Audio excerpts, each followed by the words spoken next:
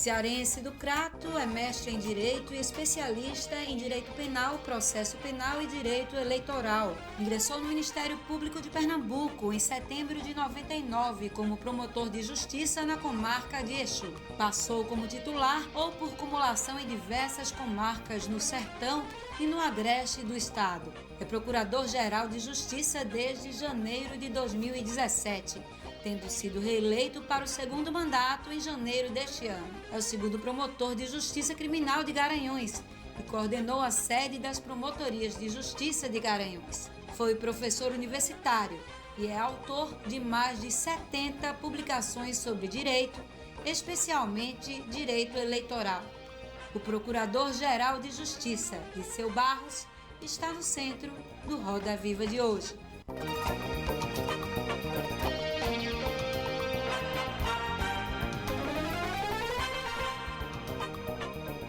Boa noite, Pernambuco. Boa noite, Brasil. Estamos começando o Roda Viva Pernambuco. Hoje, com muita honra, nós estamos recebendo no centro do Roda Viva o doutor Dirceu Barros. Ele é do Ministério Público, atua para garantir os serviços de saúde, educação, transporte, segurança para a população como um todo. Nós vamos falar sobre tudo isso no Roda Viva de hoje. E vamos também falar sobre os temas do momento, né? O Aldo Vilela, toda vez que tem algum problema, não pode apresentar, sempre calha da gente ter um assunto que é polêmico. Eu estou falando aqui do vazamento das gravações envolvendo o representante do Ministério Público Dallagnol com o juiz Sérgio Moro, que está dando o que falar. O juiz estava lendo aqui o site do Magno Martins, já se prontificou a ser ouvido pelo Senado da República, né? E o fato é que a confusão está grande lá em Brasília e nós vamos também ouvir aqui a opinião do doutor Dirceu sobre este assunto, né? Até para a gente entender um pouquinho até onde vai, né, a atuação de um representante do Ministério Público, de um juiz, né? Se esse tipo de conversa, de relacionamento é normal, se não é normal, o que pode acontecer com isso. Enfim, nós vamos falar sobre tudo isso no programa de hoje. Boa noite, doutor Dirceu. Boa noite, Pedro Paulo. É uma imensa satisfação, uma imensa honra ser entrevistado por importantes, relevantes jornalistas do Estado e estou inteira disposição de vocês. Conosco também no Roda Viva desta noite o Múcio Aguiar, que é presidente da Associação de Imprensa de Pernambuco.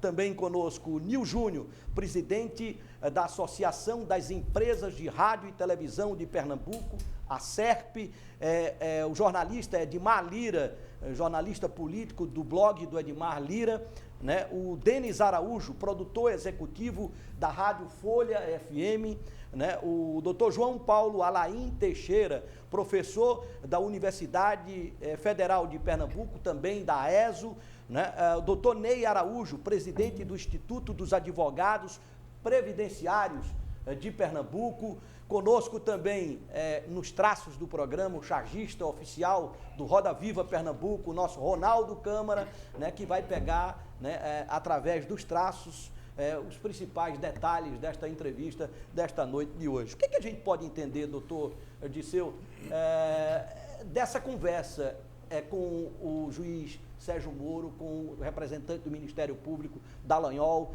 É uma conversa não republicana, é uma conversa tolerável, né?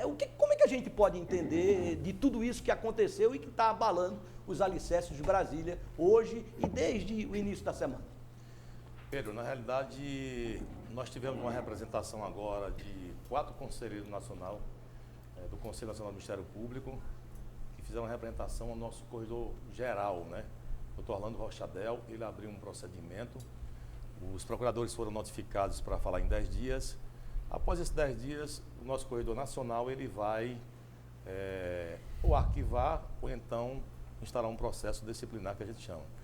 Então, está a matéria subjúdice, né? E aí, por dever de ordem ética, eu não posso comentar o aspecto do fato, mas eu estou em inteira disposição de vocês para retirar qualquer dúvida jurídica, o aspecto doutrinário, o aspecto legal, o aspecto da jurisprudência, do que se fala a respeito dessa conversa. E antecipadamente eu queria dizer uma coisa para todos vocês, né? Eu tenho lido vários blogs, visto a televisão, e estou esquecendo de um detalhe importante nessa história toda, né? Que está havendo um verdadeiro atentado à soberania nacional, um verdadeiro atentado aos direitos fundamentais, porque invadiu a privacidade, a intimidade de duas autoridades da República Federativa do Brasil. E mais ainda, a coisa tão grave, porque isso é crime, o pessoal está vendo só um lado, né? Fica perguntando se a conversa é crime, mas não estão focando na gravidade do que ocorreu aqui no Brasil, provavelmente por um criminoso aí internacional, vai para ser identificado. E o que eu fiquei assim admirado foi com nenhuma autoridade da República até agora se rebelou contra esse outro fato, que é o fato do crime super grave, um precedente, inclusive para os jornalistas, né? Eu acho que vocês entendem e concordam comigo que é um direito fundamental da República Federativa do Brasil, está lá no artigo 5º, inciso 14, que assegura o sigilo da informação e da fonte. O jornalista brasileiro, ele não pode renunciar a esse princípio, que é do sigilo da fonte da informação, porque aí fica muito difícil você trabalhar com jornalismo. E aí, se você vê, há duas autoridades que tiveram sua intimidade violada, está no artigo 5º, inciso 4, que protege o direito de intimidade de qualquer pessoa, e se não for tomado providências drásticas, o precedente vai ser muito grave para ser administrado, principalmente também para os profissionais da imprensa. Eu sei que todos querem falar sobre isso, o Edmar já se prontificou ali. Edmar Lira, boa noite. Boa noite, Pedro, boa noite, doutor Disseu. Não tem como a gente fugir desse tema. Eu sei que tem alguma questão que possa ser que o senhor não possa se posicionar, mas eu até gostei da sua posição em relação a isso, que muita gente evitou falar sobre um crime grave, foi um crime. E muita gente faz a associação entre essa questão do Sérgio Moro e o Deltan Dallagnol e aquela conversa que estava sendo feita e gravada entre a então presidente Dilma Rousseff e o ex-presidente Lula. Mas é importante lembrar que naquela conversa havia escutas que estavam sendo autorizadas pela Justiça. Talvez a divulgação não era pertinente, mas tanto é que o falecido ministro Teori Zavascki, ele anulou aquelas provas, né? Aquela gravação, ela não serviu para absolutamente nada. Aí eu pergunto ao senhor, essa conversa, qual é a finalidade do ponto de vista jurídico dessa conversa entre o Deltan Dallagnol e o Sérgio Moro? Será que pode, como o Gilmar Mendes falou, pode avançar para uma investigação mais consistente e até uma punição aos dois, ou ela perde a efetividade porque ela foi colhida de forma ilegal? De maneira, você fez uma lembrança interessante. Não tem nenhuma relação desse vazamento aí criminoso, que foi invasão de privacidade, invasão de intimidade de um dos celulares aí, do Sérgio Moro ou do Deltan, com aquela conversa lá que foi divulgada entre o ex-presidente Lula e a ex-presidente Dilma Rousseff. Lá nós tínhamos uma escuta legal, né? Tem um fenômeno do direito chamado serendipidade. Serendipidade significa encontro fortuito de provas. Evidentemente, a Dilma Rousseff ela não estava sendo observada, o telefone dela não estava na linha de investigação. E aí, eu acho que era o Lula que estava sendo investigado, mas quando ele ligou, ele entra na rede, ou seja, a serendipidade é um encontro fortuito, entrou na conversa de alguém que estava sendo grampeado legalmente. Eu não concordei com aquele arquivamento, até porque existe tudo no direito tem controvérsia. Mas eu já tive um caso, quem está investigando um traficante na escuta telefônica legal, e ele caiu no grampo, né, confessando um homicídio. Então, essa serendipidade que se fala, o encontro fortuito de prova, se ela não for legal, fica uma coisa complicada. Você tem um meio legal, entra uma informação nela, você não puder utilizar. Nesse caso, a gente conseguiu falar que essa confissão de um homicídio seria válida, mas é um assunto complicado. Então, você falou a questão de punição. Eu não vou falar nos fatos em si, mas olha só, que é uma pergunta que foi feita pelo Pedro Paulo, mas eu acabei saltando. É um fato absolutamente normal o juiz se comunicar com o promotor, certo? É um fato absolutamente normal o promotor se comunicar com o advogado. Nós temos um advogado aqui, daqui a pouco vamos conversar com o Ney Araújo. E é um fato absolutamente normal o advogado se comunicar com o magistrado. Está na nossa lei orgânica, está na lei orgânica da magistratura, né? E está no artigo 7º do Estatuto da OAB, inciso 9, que ele diz que o advogado ele tem direito irrestrito a comparecer ao gabinete do juiz sem marcar horário, para tratar do que ele, evidentemente, do processo, né? Ele apenas precisa respeitar a ordem de chegada. Aí você diz, não, mas aí foi por Telegram. Evidentemente, quando a lei foi formatada, não tinha Telegram, não tinha WhatsApp. Mas o fato é que você pode tratar, o juiz deve, não é pode, é um dever legal o juiz tratar com o advogado e com o promotor. Eu estou falando extra autos, ou seja, o juiz pode receber sozinho no gabinete com o advogado e pode receber sozinho o procurador ou o promotor para despachar. O que o Código Penal fala no artigo 254 é chamada suspeição. O que é a suspeição? Um dos incisos ele fala que é quando o juiz vai aconselhar as partes.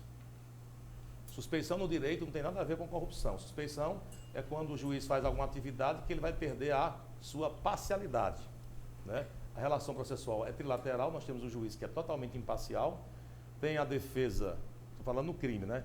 Que ela sempre deve defender o acusado, se ela não defender é nulo, e tem o Ministério Público que quase sempre acusa, mas não é obrigação do Ministério Público acusar. Nós somos promotores de justiça e não é dever legal nosso estar acusando. Você pode promover a justiça pedindo a absolvição.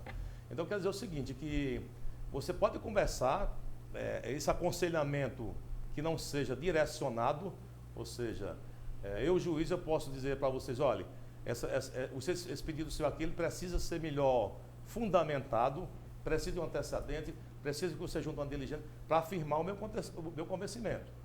Isso é tudo normal entre o promotor, juiz, entre advogado e juiz. O que eu não posso, que eu não estou falando que foi o caso, eu não posso direcionar, dizer o seguinte, você tem que fazer isso para que eu possa condenar. Você tem que fazer isso para que eu possa absolver. Aí sim, é declarada a suspeição e o artigo 564 do Código de Processo Penal é causa de nulidade. Nil Júnior, presidente da SERP, Associação das Emissoras de Rádio e Televisão, os promotores do Conselho, só para ilustrar aqui, né, chegaram a afirmar que era uma ousadia criminosa, né, esse vazamento de informações. Né, só para sentir um pouco do clima. Nil. Boa noite, Pedro. Boa noite, doutor Dirceu. Eu sou do time dos que acham que tudo deve ser apurado, né? O senhor deixou muito claro que não pode entrar muito no caráter fático do exemplo, tem que aguardar, inclusive, o pronunciamento da sua categoria. A Associação Nacional dos Procuradores da República vai na mesma linha da fala inicial do senhor, de que cobra apuração rigorosa no vazamento das informações, mas eu vou fazer uma pergunta para o senhor no sentido doutrinário, tendo ciência de sua experiência, inclusive, e dos seus livros publicados. Um juiz que se dirige a um representante do Ministério Público, que é quem deve ditar, de acordo com o seu bom senso na investigação, os passos que essa investigação tem que tomar. Eu pergunto ao senhor, o juiz que diz, olha, muda, doutrinariamente falando, muda essa linha de investigação, não lança essa operação agora, vamos mudar a rota da operação, ou então, olha, eu tenho informação que se você incluir nos autos pode favorecer minha decisão. Do ponto de vista doutrinário, o senhor não acredita que há um excesso e um atentado também aos nossos princípios constitucionais do Estado Democrático de Direito? Isso depende, Nil Júnior, isso depende muito bem do contexto em que essas frases foram colocadas, né? Eu vi algumas frases espaço e a gente não sabe como foi que ela foi produzida na sua sequência lógica. Por isso que é necessário que se apure, né? Eu acho que há uma coisa complicada no Brasil hoje, que já era prevista. Eu não sei se tem algum professor de história aqui, mas a Operação Lava Jato, ela é baseada na Operação Mão Limpas.